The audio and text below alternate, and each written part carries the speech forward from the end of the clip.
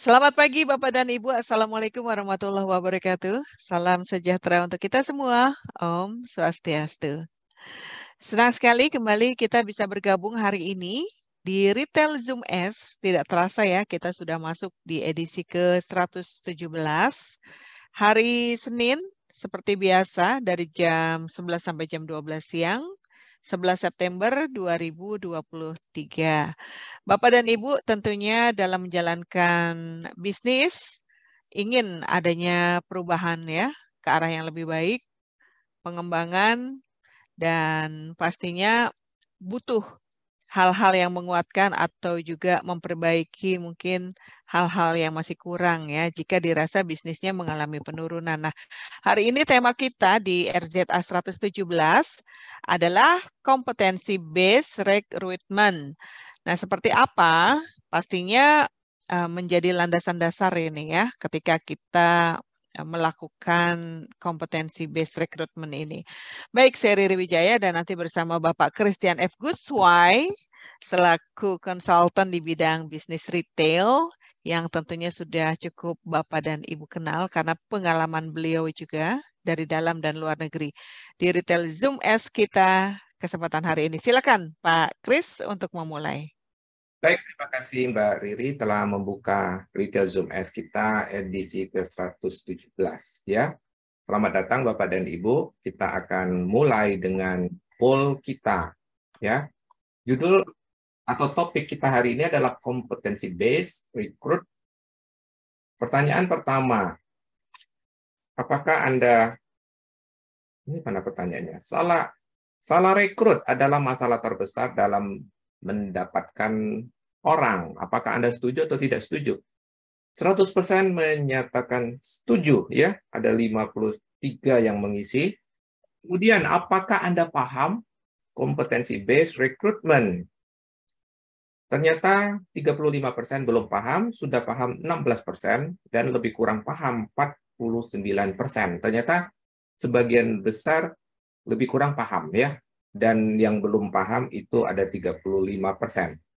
Baik, kita akan membahas mengenai apa itu kompetensi based recruitment ya, dan ini sebenarnya dari mana saya dapat ide ini? Kemarin saya ada berbicara dengan salah seorang yang juga sedang mengantisipasi apa yang akan terjadi di masa depan ya, dan menurut saya menarik. Sangat banyak hal-hal yang akan berubah dalam waktu ke depan gitu ya. Dan lalu saya juga melihat ada banyak sekali masalah klien-klien saya gitu ya. Makanya Retail Zoom S ini sebenarnya melengkapi atau justru ingin menjawab apa yang terjadi di klien-klien saya. Jadi Anda sebenarnya yang mengikuti ini juga mendapatkan manfaat dari apa yang saya temukan di klien-klien saya ya, dan secara khusus saya mengajak klien-klien saya untuk tidak melewatkan Retail Zoom S. Kemudian para mentee saya, peserta mentoring yang bergabung di Make It Happen mentoring program, mastermind mentoring program, juga untuk ikut secara rutin. Kenapa? Karena ini akan menjadi tambahan materi buat Anda ya, dan secara umum tentu bagi Bapak Ibu yang senantiasa rutin mengikuti Retail Zoom S ya. Baik. Kita selalu akan mulai dengan definisi ya, karena dari definisi ini kita memiliki landasan, memiliki dasar ya. Baik, sebentar, saya ingin pesan ke Mbak Riri. Mbak Riri yang masuk tanpa nama dan nama perusahaan tidak usah di-approve. Oke. Ya. Baik.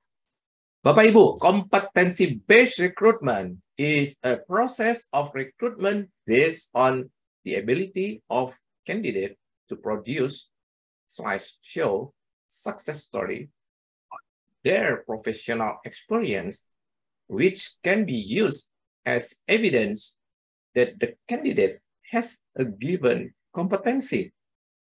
Itu definisi yang Bapak Ibu juga bisa cari ya. Ini bukan saya karang, memang ada yang saya modifikasi menurut saya supaya lebih pas. Proses rekrutmen berbasis kemampuan calon menunjuk memberikan kisah sukses dari pengalaman profesionalnya yang bisa digunakan sebagai bukti bahwa kandidat memiliki kompetensi yang diharapkan. Ya, kompetensi based recruitment itu adalah proses rekrutmen berbasis kemampuan calon, dan dia harus bisa menunjukkan dari apa yang sudah terjadi sebelumnya dari pengalamannya. Apa kisah suksesnya dia? Yang bisa digunakan sebagai bukti bahwa kandidat memiliki kompetensi yang diharapkan atau dibutuhkan. Karena banyak sekali sekarang retail mengeluhkan sudah punya orang, tetapi tidak mampu. Nah, orang yang tidak mampu itu disebut tidak kompeten, ya. Dan untuk kompeten itu sebenarnya terbentuk dari dua komponen, yaitu apakah dia memiliki basis pengetahuan. Yang kedua, apakah dia memiliki pengalaman. Pengalaman hanya bisa Anda peroleh jika Anda menggunakan ilmu Anda. Jadi di satu sisi Anda punya ilmu, punya landasan teorinya. Karena itu saya selalu memulai segala hal, landasan teorinya apa? Definisinya bilang apa? Lalu, ini bagaimana bisa membentuk skill Anda kalau Anda tidak pernah pakai. Si ilmu ini tidak pernah digunakan di dalam pekerjaan dia yang ya, orang yang melamar ke tempat Anda kan ada dua kemungkinan. Orang yang fresh sama sekali, tidak memiliki pengetahuan sama sekali, artinya Anda rekrut sebagai fresh graduate, atau mereka yang sudah pengalaman. Nah, hari ini kita bicara merekrut orang yang memiliki pengalaman. Kalau demikian, Anda harus gunakan apa yang saya sampaikan hari ini, kompetensi-based recruitment. Rekrutmen berbasis kompetensi. Si kandidat harus mampu menunjukkan apa keberhasilan dia di masa sebelumnya, ya, yang digunakan sebagai bukti bahwa kandidat memiliki kompetensi yang Anda harapkan. Jangan hanya percaya dari baca CV. Ada yang sangat percaya dengan CV. Wah, sudah terpukau dengan CV. Anda tahu nggak CV sekarang bisa dibuat dengan bagus sekali oleh artificial intelligence? Anda tahu apa tidak? Anda sadar atau tidak, artificial intelligence bisa membuat surat lamaran yang keren, lalu CV yang sangat memukau. Anda sadar atau tidak? CV adalah proposal terbaik dari seorang kandidat. Dan tugas Anda mencari tahu apakah dia memang kompeten atau tidak. Ya, sekarang yang paling penting, bukan teorinya, tapi strateginya apa? Apa strateginya? Setelah Anda tahu, apa strateginya? Apa strategi kita? Saya akan memberikan beberapa langkah. Strategi adalah what to do, ya. Berulang-ulang saya ingatkan, what to do. What to do. Saya akan memulai dengan langkah-langkahnya. Satu, pastikan Anda mendapatkan profil yang cocok. Profil yang cocok. Ya, jadi Anda tahu kan yang saya maksud, kalau saya ingin profil yang cocok, Anda harus kenali personality-nya. Dan ada alat yang sangat sederhana yang menjadi favorit saya adalah DISC. Lakukan asesmen DISC. Ya. Nah, berikutnya Anda pasti akan melakukan seleksi, bukan? Anda akan melakukan selection. Seleksi selama ini yang Anda kenal barangkali interview. Ya kan? Hari ini saya akan tambahkan. Gabungkan dengan kompetensi base.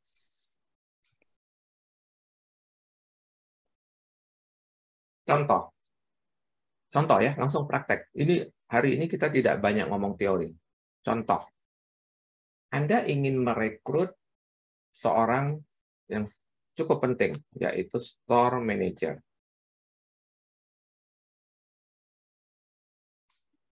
Pertanyaannya, Apakah dia kompeten? Apakah dia kompeten? Dia kompeten nggak nih? Dari mana Anda tahu? Hanya baca CV atau hanya mengandalkan interview? Pertanyaannya, Anda mampu tidak menginterview dia sedemikian rupa sampai Anda bisa membuktikan apakah dia paham atau tidak? Dalam banyak kasus, ini real story. Saya mengatakan, key person, kalau key person, Anda harus interview bersama saya. Key person. Ya, Anda interview dulu, interview awal. Jika Anda bilang lolos, Anda interview bersama saya. Dengan saya. Maksudnya apa? Anda sudah cocok. Anda merasa bahwa dari interview saya sudah cocok, lalu interview bareng saya. Kalau key person, klien saya pasti akan mengajak dengan saya. Kecuali mereka tidak mau melibatkan saya. Dan dalam banyak kasus yang tidak mau melibatkan saya, pada akhirnya membuktikan atau terbukti salah rekrut. Ya, artinya sebenarnya apakah interview tidak kuat, Pak? Kuat. Salah satu praktisi di dunia ketenagakerjaan, di bidang HRD, di bidang rekrutmen spesialis, mengatakan, saya tidak terlalu terpukau dengan alat tes yang bermacam-macam. Dia bilang, saya paling percaya dengan interview. Ini spesialis, rekrutmen spesialis yang bicara ke saya. Dan saya juga meyakini interview sangat penting. Tetapi hari ini, saya ingin menambahkan, kompetensi base. Kalau Anda merekrut store manager atau Anda kembangkan operation manager, apa yang harus Anda lakukan? Yang harus Anda lakukan, satu, suruh dia ke toko Anda. Lakukan observasi. Kedua, kasih dia waktu 1 minggu, persiapkan presentasi.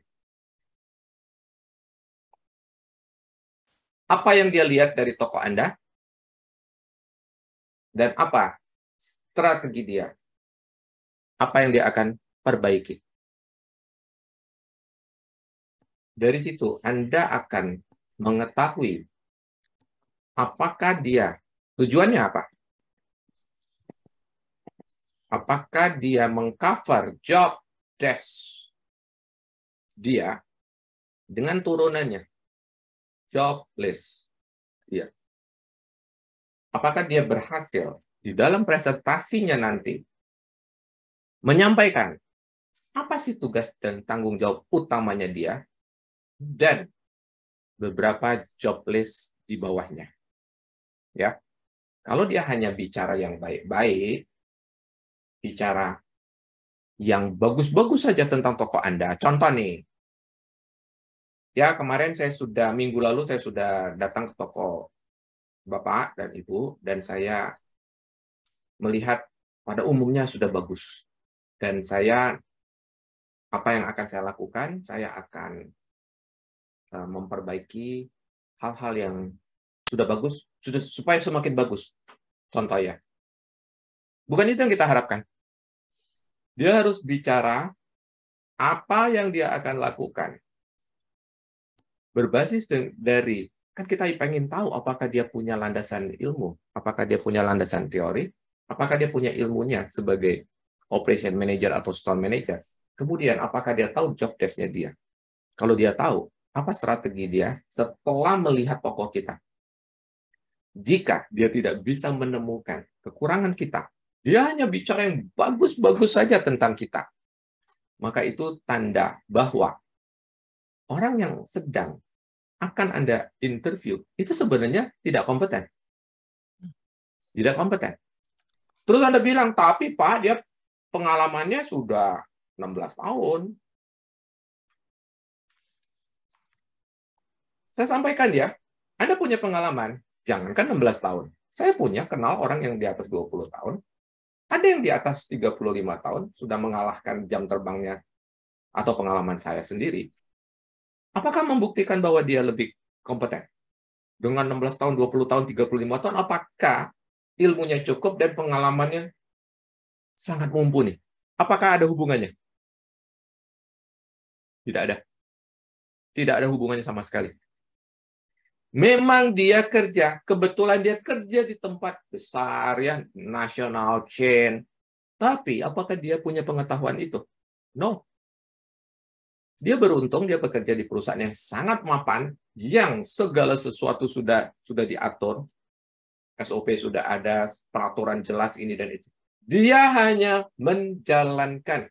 Lalu ketika dia bergabung di tempat kita, dia bisa apa? Dia bisa apa? Bahkan dia bikin SOP aja belum tentu mampu, karena selama ini dia tidak pernah membuat SOP. Dia hanya menjalankan SOP. Lalu Anda berharap dia bisa bikin SOP? Enggak. Enggak akan terjadi itu. Kalau memang dia memiliki kompetensi, membuat SOP itu gampang sekali. Lihat ada yang tidak beres, ini aturannya mana? Tidak ada SOP-nya. Ayo kita bikin SOP. Urusan 10-15 menit, SOP pasti jadi. Kalau Anda memiliki ilmu dan Anda pernah menjalankan ilmu dan skill, urusan bikin SOP itu urusan 15 menit. Paling nanti saya minta tambahan orang ngerapikan, ya, nomorin, penomoran, tujuan segala macam harus lengkap. Tetapi step by step-nya saya urusan 10 menit, 15 menit harus selesai. Bukan urusan lama bikin SOP itu. Kalau Anda punya orang sampai hari ini SOP tidak kunjung diproduksi, lalu banyak sekali hal-hal yang tidak dijalankan pada akhirnya. Kenapa? Dia tidak tahu job list-nya dia. SOP itu datang dari sini. Turunan dari job list akan melahirkan SOP. Oke, saya sudah kasih satu contoh, ya. Saya akan kasih contoh lain. Katakan Anda merekrut siapa? Graphic designer. Atau yang lebih besar deh, Markom. Markom Head nih, proyeksinya Markom Head. Maka sebelum saya akan interview, saya akan minta dia, oke, kamu lihat toko saya, kamu masuk ke media sosial saya, oke. Setelah itu, 1 minggu, Anda akan presentasi ke saya, what to do. Apa strategi Anda? Anda akan presentasi strategi sesuai kapasitas lah, ya. Kalau marketing communication, Anda harus mampu mempresentasikan jika Anda adalah head of Markom saya, apa rencana Anda? Apa yang akan Anda kerjakan? What to do? Apa yang akan Anda kerjakan? Saya mau lihat presentasi dia mengcover apa saja. Apakah dia mampu merencanakan? Apakah dia punya konsep? Apakah dia mengantisipasi? Hasil apa yang dia janjikan ke Anda? Kalau dia jadi head of Markom kita, apa yang akan terjadi? Apa yang akan terjadi? Contoh, di traffic saya naik sekian persen, lalu dari sisi engagement di market di media sosial, saya akan menambah jumlah follower paling sedikit sekian persen, engagement akan meningkat paling sedikit sekian persen, kasih saya waktu 1 bulan, saya janjikan hal-hal seperti itu mengarah kemana? Mengarah, apakah dia mampu menjawab KPI-nya dia sendiri? Apa bedanya dengan yang ini tadi? Job desk ini kan ujung-ujungnya jadi KPI. Apakah dia mampu menjawab KPI dia sendiri? Artinya, Bapak nggak usah repot-repot. Saya menetapkan KPI saya dan saya akan capai KPI saya. Sama seperti orang ini. Bapak nggak usah repot-repot, Pak. Saya tahu what to do. Saya akan berikan Bapak ini. 1, 2, 3, 4. Bahkan, Anda nggak usah pusing-pusing. Kalau saya mau interview orang, saya selalu tanya KPI Anda apa? Yang sering interview bareng saya, pertanyaan yang saya tidak bakal lupa, saya tanya, Anda punya KPI nggak di perusahaan sebelumnya? Punya. Apa itu KPI Anda? Dari situ saya tahu orang yang kompeten dan orang tidak kompeten. Ya, kenapa? Kalau Anda tidak bisa atau Anda sendiri tidak merasa diukur, nah terus apa yang Anda janjikan ke kami? Kalau Anda sendiri saja tidak pernah diukur, lalu apa yang akan Anda janjikan kepada kami?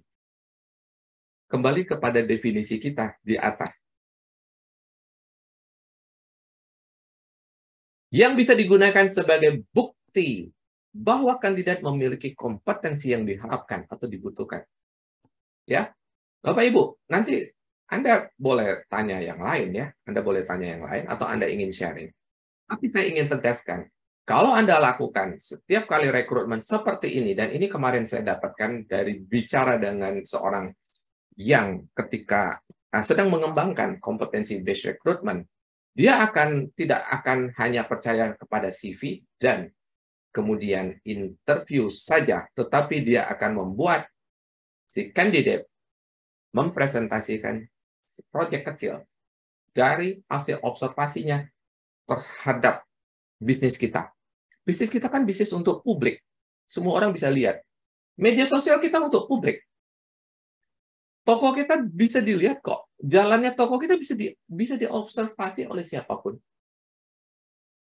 Masa iya dia tidak bisa menemukan celah-celahnya yang membuat kita sebenarnya tujuannya apa sih dari presentasi dia yang saya tunggu-tunggu? Apa kontribusinya dia nanti bagi kita dalam sales? Kedua, dalam profit. Apa sih kontribusinya dia? Pak, tapi saya bukan melamar untuk, dia melamar bukan untuk sales, Pak, tapi untuk marketing communication. Loh, emangnya marketing communication tidak ada hubungannya dengan peningkatan sales yang berujung pada peningkatan profit? Apakah orang finance, accounting tidak berkontribusi pada sales dan profit? Apakah orang IT tidak berkontribusi pada sales dan profit? Siapapun yang bergabung di perusahaan kita, tidak ada seorang pun yang tidak berkontribusi pada sales dan profit. Itu rahasianya. Anda kan takut kalau saya bilang lengkapi struktur organisasi. Anda bilang apa? Biayanya membengkak, Pak. Nanti sales saya tidak tercapai atau profit saya berkurang. Gara-gara saya melengkapi struktur organisasi.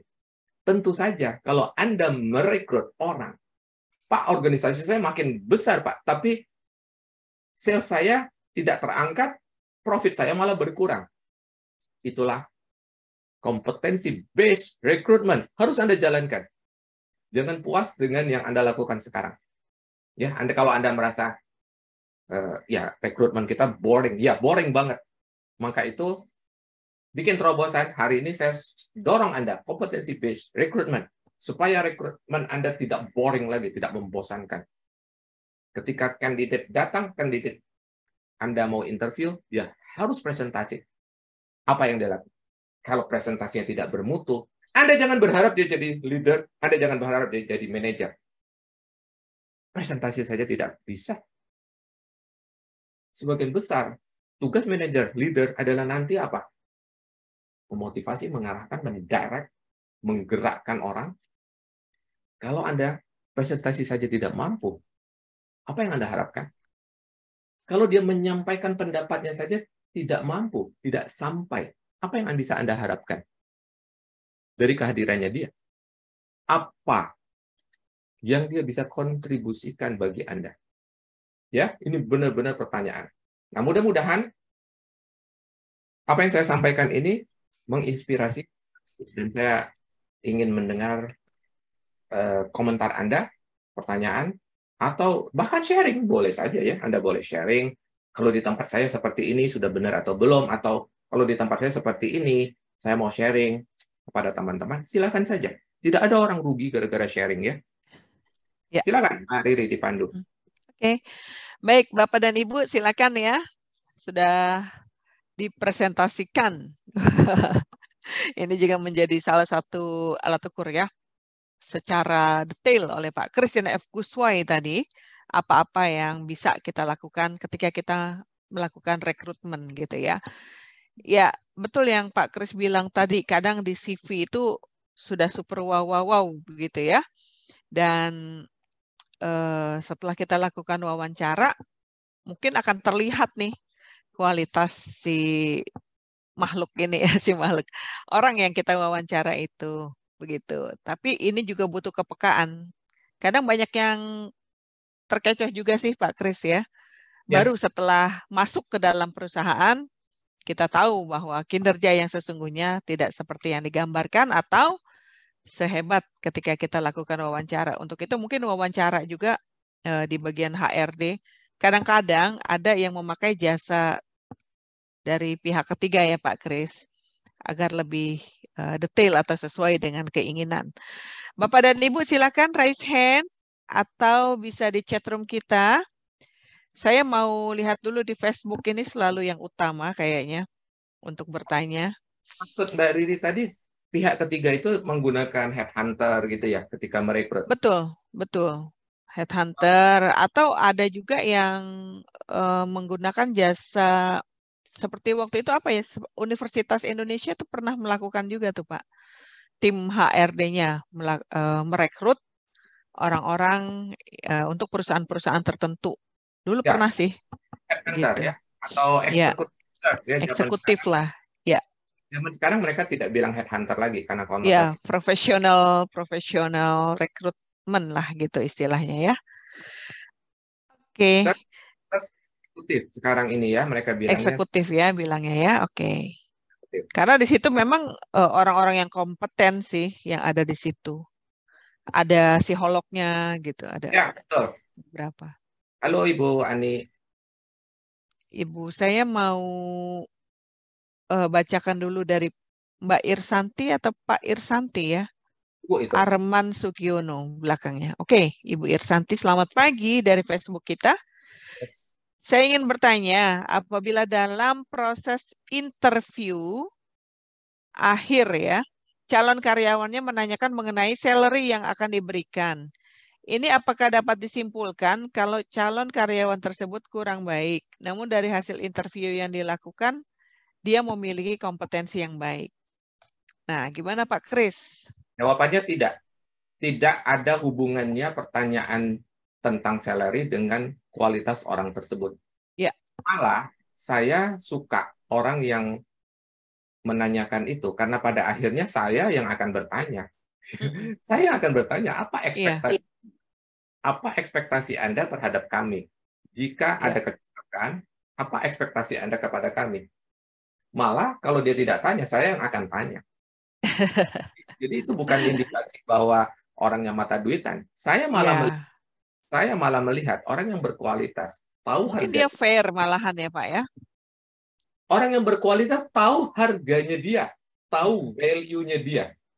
Dan orang yang berkualitas tidak mau dibayar murah.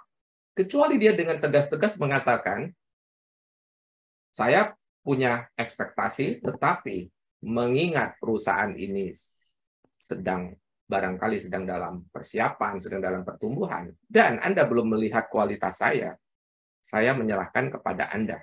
Tapi kalau Anda tanya kepada saya tetapkan minimal sekian. Orang harus tahu harganya dia. Tidak boleh dia sampai terserah perusahaan. Tidak boleh. Saya paling tidak suka kandidat bilang terserah perusahaan. Itu menandakan dia tidak tahu harganya dia. Iya.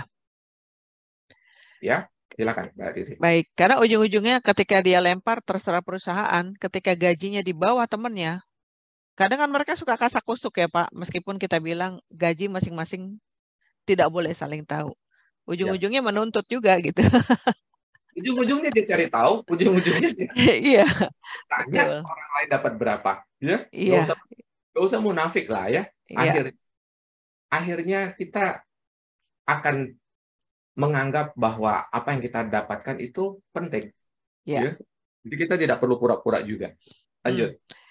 Pak Evan Pratama, Yes. satu, Bila saya ingin mengetahui kompetensi orang HRD rekrutmen, apakah dengan cara orang itu ikut interview bersama kita? Yang kedua, bagaimana praktek kompetensi bila merekrut MD? Oh, untuk HRD, contoh nih untuk HRD. Kan lagi, dia harus observasi. Minta dia observasi, apakah kualitas orang yang kita miliki itu sesuai. Suruh dia observasi ke toko kita, kan HRD kita kan untuk retail kan.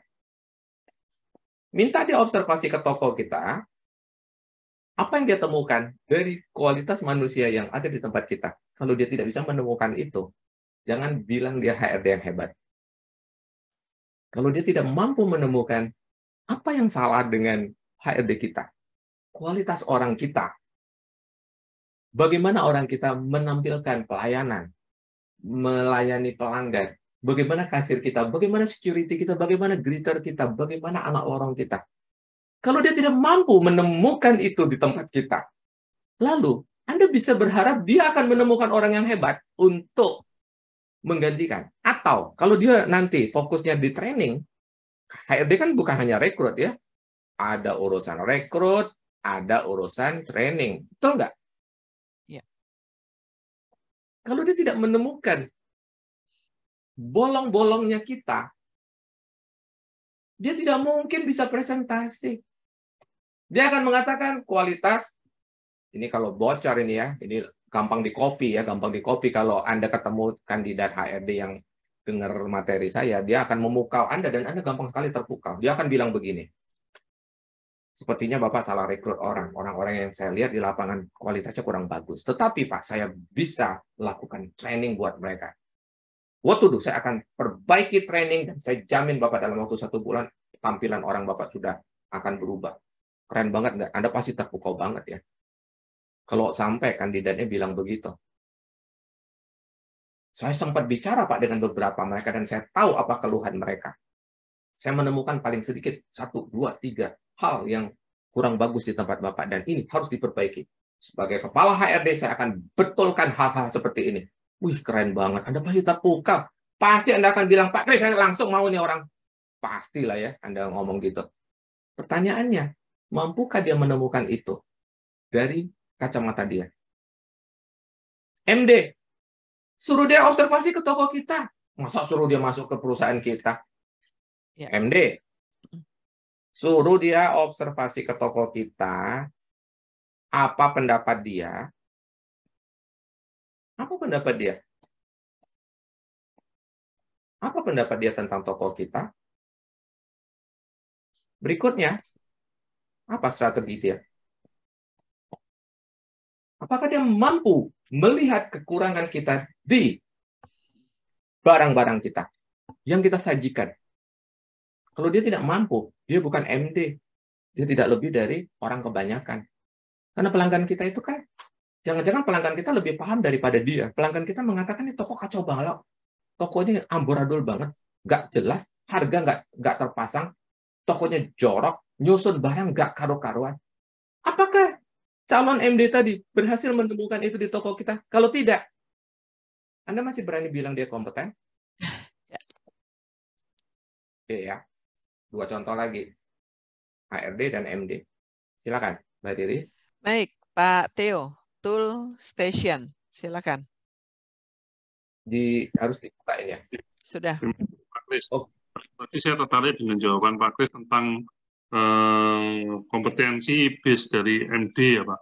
Itu andai kata kalau misalnya pengalaman dia bukan dari toko teknik gitu, misalnya dari FMG atau ini kan waktu mereka interview, waktu mereka survei toko kita kan juga nggak paham produk kita gitu Pak. Gimana?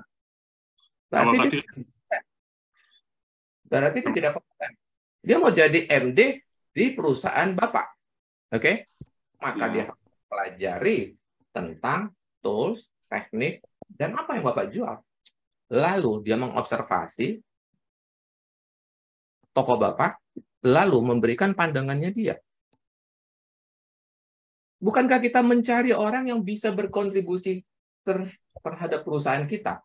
Bukankah kita mencari orang yang bisa menjadi partner kita diskusi, bukan orang suruh-suruhan loh. Kalau orang suruh-suruhan, Anda cari staff. Anda hanya cari staff. Tapi kalau Anda cari MD, Anda cari orang yang mampu berpikir layaknya sebagai seorang pedagang. Meskipun dia background-nya nggak sama ya Pak, dia harus belajar dulu gitu ya. Jangan melamar ke saya. Kalau Anda jagonya di grocery dan Anda tidak mau belajar, ngelamarlah di tempat perusahaan yang membutuhkan MD grocery. Nah, kenapa ngelamar di tool station?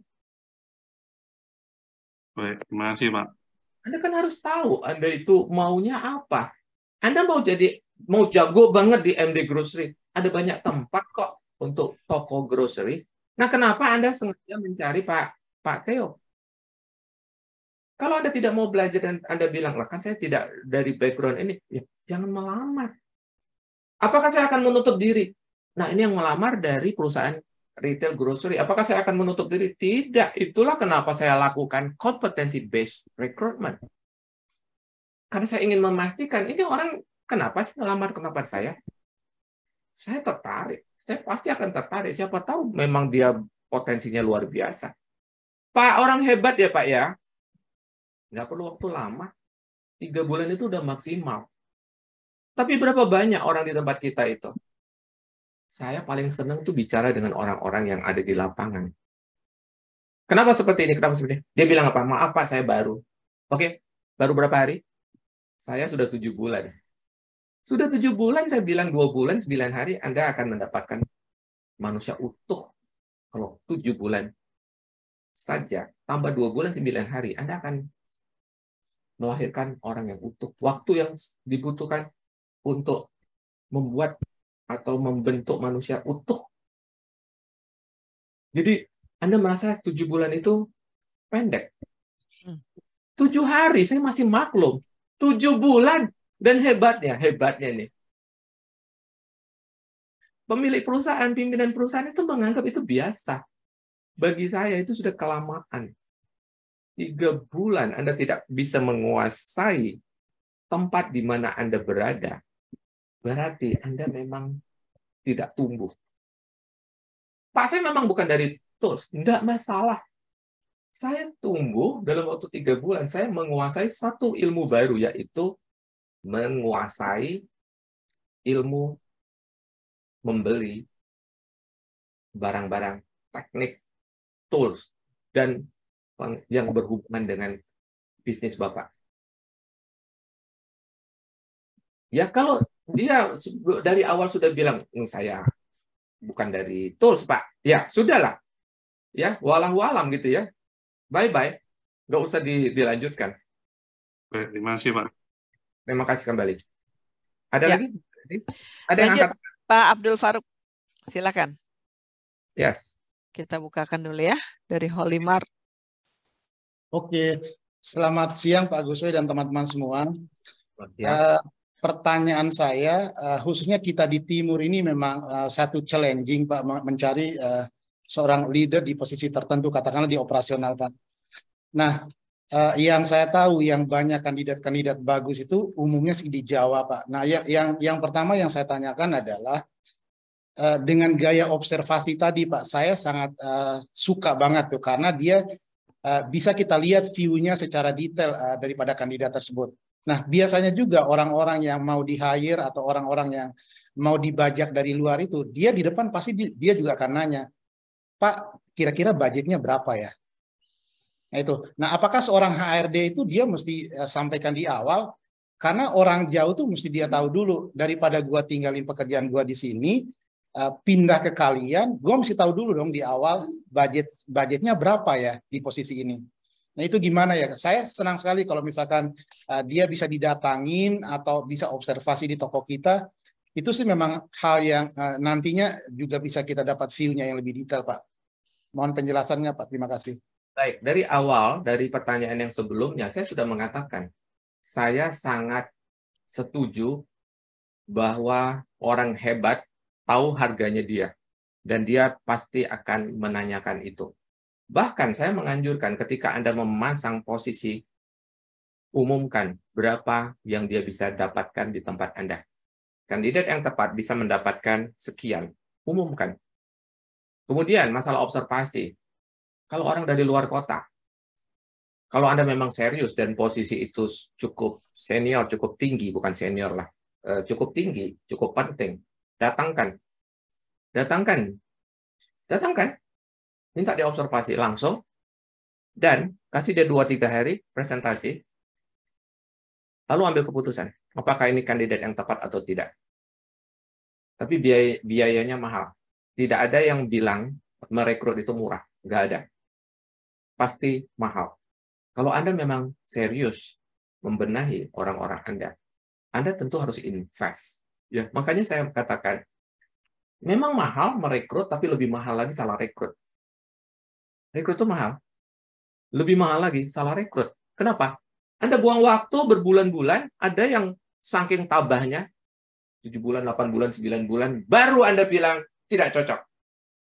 Nggak begitu lama. Maksimum 3 bulan Anda sudah harus punya kesimpulan orang ini hebat atau tidak hebat. Ada loh orang yang dia salah rekrut. Dia tidak merekrut bersama saya. Lalu kita buktikan kepada dia orang ini tidak kompeten. Lalu dia tidak kunjung mengambil keputusan. Ada. Seringkali kejadian. Ada kasus lain. Saya sudah katakan, orang ini tidak perform. Tidak ada hasil dari keberadaan dia. Sudah lewat dari 3 bulan. Saya lihat hasilnya tidak ada. Saya katakan, Anda salah rekrut. Dan ketika merekrut orang itu, mohon maaf, tidak dengan saya. Ya. Lalu saya sudah katakan, orang ini tidak cocok. Itu dari luar, Pak. Dari luar daerah. Bukan orang daerah.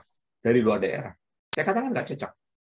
Lama sekali dia mengambil keputusan. Sampai dia harus dipaksa mengeluarkan orang itu setelah ada kasus, setelah bocor kasus dia di tempat lama, baru dia mau keluarkan. Itu pun dia tunda-tunda. Saya tidak habis pikir.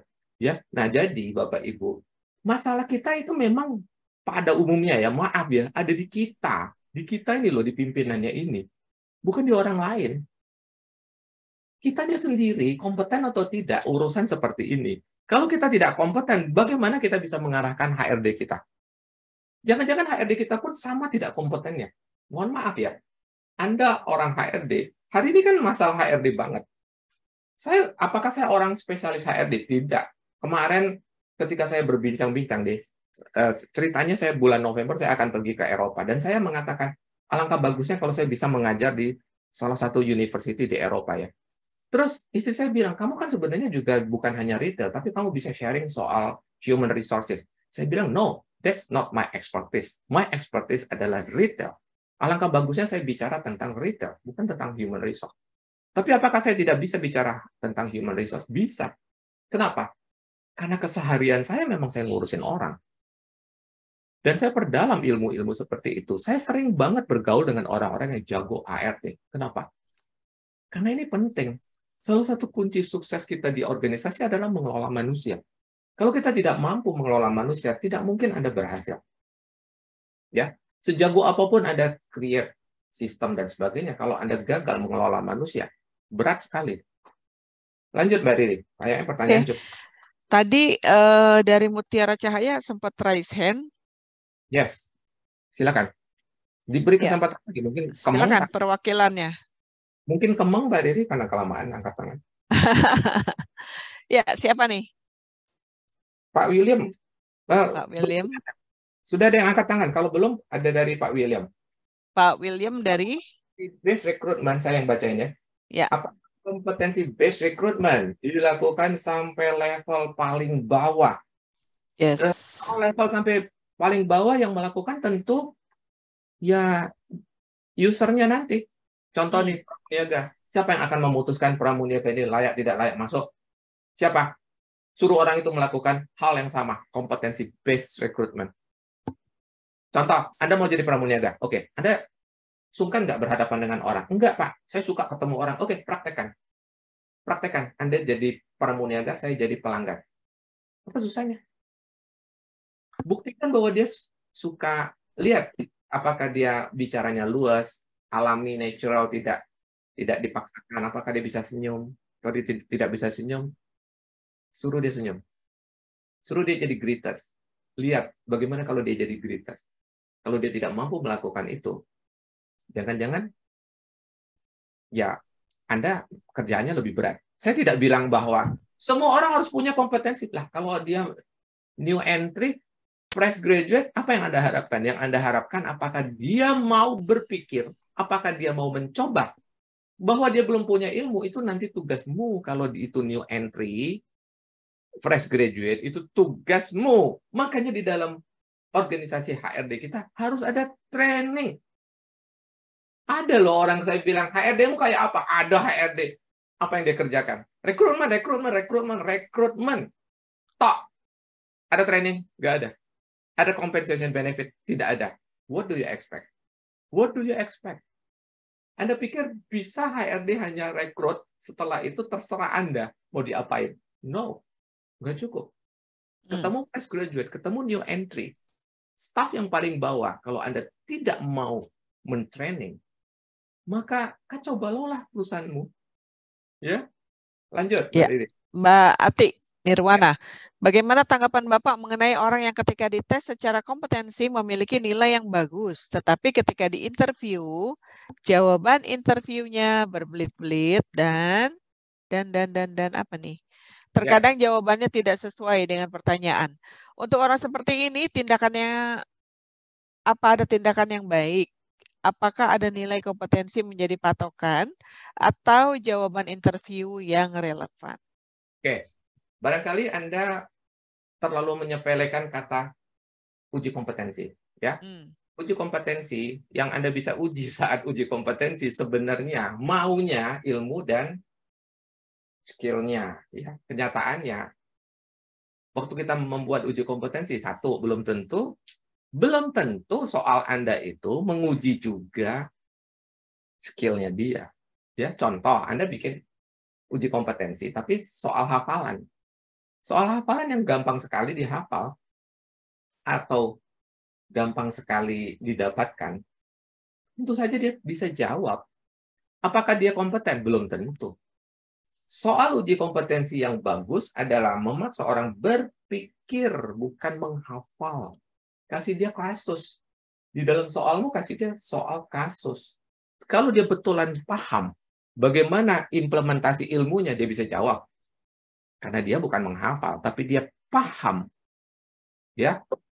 Kedua, Anda bilang ketika di interview malah berbelit-belit. Nah, itulah mengapa saya katakan tadi, kalau yang Anda cari nanti adalah head, manager, atau leader, seorang manager, seorang leader harus mampu berkomunikasi. Apa yang kita ukur? Public speaking, presentasi. Kalau dia tidak bisa menyampaikan secara runut pikirannya kepada audiensnya, ribet. Bukti bahwa dia sebenarnya tidak menguasai. Ada satu quote ya, kalau Anda mengatakan, ini apa sih jawabannya saya ini? Oke, saya sederhanakan. Menurut om saya itu namanya Albert Einstein. Einstein bilang, jika Anda tidak bisa menjelaskan secara sederhana, artinya Anda tidak paham.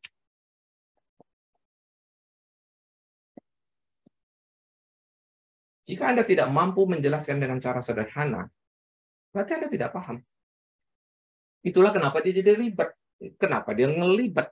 Sama, saya juga kadang-kadang karena materi itu bukan saya sendiri yang bikin, suruh saya jelasin. Nggak mampu. Sehebat apapun saya tidak mampu menjelaskan. Karena bukan saya yang bikin, dan saya tidak paham apa yang sedang saya sampaikan.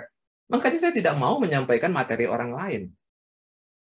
Jika minta saya akan bikin materi saya. Dan saya tidak pernah takut mengeluarkan teori saya sendiri. Ya. Itu jawabannya. Mudah-mudahan menjawab. Oke. Lanjut. Ini masih ada satu lagi. Pak Kevin dan Mutiara Cahaya ada di bawahnya. Ya, Pak Kevin ya. Pak Daniel. Pak, bagaimana melakukan kompetensi based recruitment untuk fresh graduate? Kompetensi based recruitment untuk fresh graduate. Suruh dia observasi, suruh dia datang lagi ke Anda, mempresentasikan apa yang dia lihat, versi dia. Kan fresh graduate. Jadi Ya. jangan berharap banyak dia akan cerita tentang job desk, barangkali dia sendiri tidak tahu job desk-nya dia. Tetapi suruh dia observasi, suruh dia presentasi, apa yang Anda lihat dari toko saya? Apa yang akan Anda lakukan jika Anda adalah orang kita? Kalau Anda bergabung dengan saya, apa yang akan Anda lakukan menurut pengamatanmu? Minta dia bikin presentasi. Yang Anda mau lihat, apakah dia mampu berpikir? Lanjut. Ya, itu sudah habis ya. Kalau Mutiara Cahaya, pertanyaannya sama sudah terjawab. Pak Theo masih raise hand nih kayaknya. Yang Silakan. tadi atau mau lanjut ini? Terakhir ya. Di menit terakhir ini. Terima kasih. Silakan. Pak, ini saya mau menanggapi tertarik dengan pertanyaan Pak Faruk. Gimana sih Pak kalau untuk hijack seseorang, apakah mungkin kita melakukan kompetensi based recruitment juga? Gitu? Gimana sih cara kita menghijack seseorang yang benar menurut Pak Kris itu seperti apa gitu? Jelas. Bagaimana Anda mau mengajak orang, yuk join saya, ya? Anda ingin mengajak orang join Anda. Anda tahu banget gak kehebatannya dia? Atau Anda hanya terpukau dari cerita-cerita yang nggak jelas? Saya nggak tahu Pak tentang. Nggak tahu. Ajak bicara, ajak maksudnya ngomong, ajak gimana ketemu. caranya untuk menghijack seseorang gitu Pak? Bahwa kita apa yang harus kita lakukan untuk orang ini perlu dihijack, apalagi dari perusahaan lebih besar. SOP-nya seperti apa caranya? Mau saya tidak menganjurkan Anda menghijack, tapi kalau Anda ingin menghijack, saya bisa kasih tahu Anda caranya. Satu, Anda kenal dengan orang tersebut, Anda deketin, Anda ajak bicara, ajak dia makan siang, ngobrol-ngobrol. Siapa tahu dia tertarik bergabung dengan Anda. Lalu Anda bilang, Anda mau nggak mampir ke toko saya lihat-lihat? Habis itu, nanti kita ketemu lagi. Apa bedanya? Kan tidak berarti presentasi, masukkan ke ruangan, siapkan LCD proyektor, pasang komputer dan sebagainya. Yuk, mulai presentasi. Enggak begitu juga. Ya, suruh dia datang ke toko Anda, mengobservasi, ketemu lagi. Sudah ketemu, sudah ke toko saya. Ya, terus apa pendapat Anda tentang toko saya? Dia bisa ngomong tentang toko Anda ini. Apakah berarti dia tertarik? Belum tentu. Belum tentu dia tertarik. Bahkan mungkin setelah dia melihat toko Anda, dia mengatakan nggak jadi deh. Ya, atau kebalikannya. Pak, toko Anda tuh bisa diginiin, bisa diginiin. Saya optimis, Pak. Kalau saya join Bapak, saya bisa perbaiki toko Bapak. Atau sebaliknya, sebenarnya dia tidak akan bergabung dengan Anda. Tapi apakah dia akan mengeluarkan pendapat dia? Dia akan mengeluarkan pendapat dia. Tetapi yang saya maksud kompetensi based, apa yang dia sampaikan relevan dengan job desk dan job list-nya dia. Yang pada akhirnya diharapkan akan menyumbang kepada terjadinya sales and profit. Kalau dia hanya ngomong tipis-tipis, bicara seperti pengamat retail, nggak usah lah, Pak. Ya, kita tidak butuh orang bicara tipis-tipis. Ya, saya tahu lah, pastilah kalau ngomong what to do, semua orang bisa kok what to do sebenarnya. Tetapi yang kita butuhkan kan how. Apa yang dia akan lakukan? Nanti apa yang dia lakukan? Setelah itu apa? What to do-nya itu bisa doable nggak? Bisa dipraktekkan nggak? Bisa dikerjakan atau tidak? Atau hanya di tataran wacana? Kalau di tataran wacana ya kita semua tahu lah. Ya, bahkan bukan orang retail pun bisa kok bicara, Pak. Tetapi ketika dia presentasi, apakah dia menyentuh sampai ke how to do-nya? Karena apakah kompetensi base ini bisa dipakai juga untuk promotion, Pak? Jadi yang dari CA mau ke SPV atau SPV ke store manager gitu, apakah bisa dipakai dengan cara begini juga? Sangat bisa. Karena itu membuktikan lagi-lagi apakah orang itu bertumbuh. Dia sudah ada di organisasi Bapak sebagai staff. Lalu dia lihat ada posisi Pak sebagai supervisor, posisi yang lebih tinggi. Dia ingin pindah ke sini, maka sama, oke, ada peluang untuk join ke sini, untuk menjadi supervisor, untuk promote.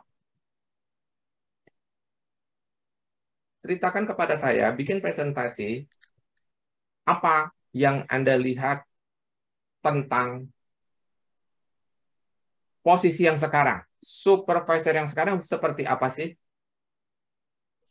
Apa yang bagus, apa yang masih kurang, dan kalau Anda yang jadi supervisor, Anda mau ngapain? What to do, how to do. Apa strategi dan apa taktik Anda kalau Anda yang jadi supervisor? Karena ini bukan posisi given. Memang itu ada dan siapapun boleh ambil. Enggak. Kita harus seleksi siapa yang berhak dipromosikan. Sehat sekali, Pak, kalau organisasi bisa bergerak. Tidak selalu mengisi orang itu harus dari luar, enggak selalu. Saya penganut promotion from within. Saya selalu suka promosi dari dalam. Menandakan organisasi kita tumbuh, menandakan proses training jalan, menandakan ada pertumbuhan di dalam organisasi. Kalau ada orang naik, tentu harus ada yang mengisi. Siapa yang harus mengisi? Orang yang ada di dalam, masa orang dari luar? Organisasi yang sehat, sebanyak mungkin promotion from within, dari dalam. Lanjut. Ya. Terakhir boleh satu lagi, Pak. Silakan. Ya. Tidak ada waktu. Tadi menanggapi Bapak yang komentar bahwa ada pemilik bisnis yang merasa bahwa orang ini tidak kompeten, tapi kok nggak dikeluarin. Itu kadang kita juga ngalamin ya Pak, bahwa kita cari orang susah. Yang kita rekrut ini dari yang terbaik, dari yang ada. Tapi memang kompetensinya masih kurang. Apakah lebih baik orang ini dikeluarkan dengan tidak ada orang sambil kita nyari baru lagi, atau strateginya gimana ya Pak? Sambil nyari kita rekrutmen lagi atau langsung aja dikeluarkan? Terima kasih Pak. Kalau saya keluarin. Meskipun belum ada penggantinya. Saya keluarin. Dengan demikian Bapak akan lebih serius mencari penggantinya. Oke, baik. Terima kasih.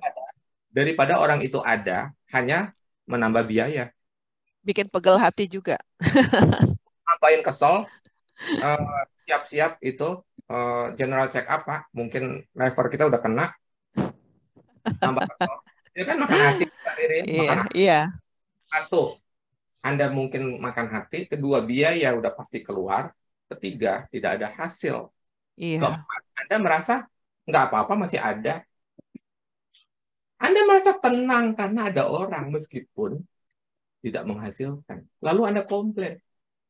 Biaya sudah tinggi. Lah, sudah tahu biaya tinggi. Kenapa orang itu tidak menghasilkan? Makanya saya katakan tadi, orang segera berkontribusi. Kalau tidak, ngapain? Anda hanya nambah biaya kok, tidak nambah hasil. Biaya itu boleh naik. Saya bukan penentang. Anda dengarkan Retail Zoom S minggu lalu.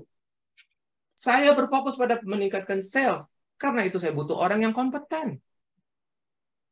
Saya berharap orang itu masuk dan berkontribusi dalam waktu segera, tidak lebih dari 3 bulan. Kalau sudah berbulan-bulan dan dia tidak menghasilkan, yang tidak tegas itu Anda. Anda tidak tegas. Ya, argumentasi daripada tidak ada orang itu harus dibuang, dicoret dari kamus Anda. Kalau Anda tanya saya katakan keluarkan. Dengan demikian saya lebih serius mencari orang. Kalau ada atau tidak ada dia, sama saja, mendingan tidak ada. Kenapa? Tidak biaya. Biayanya jadi nol langsung. Baik, terima kasih Pak Guswe. Ya, baik. Itu yang menutup ya dialognya dengan teman-teman semua karena sudah habis nih di penghujung waktu. Saatnya kita untuk berfoto bersama. Yes, oke, Bapak Ibu, saya akan ganti formatnya dan nah ini ada orang yang dari tadi tetap tidak mengganti namanya gitu ya. Oke, sekarang cukup satu layar saja. Mari kita berfoto bareng. Silakan dibuka posisi tangan. Saya mengajak Anda untuk grow and prosper. Ya.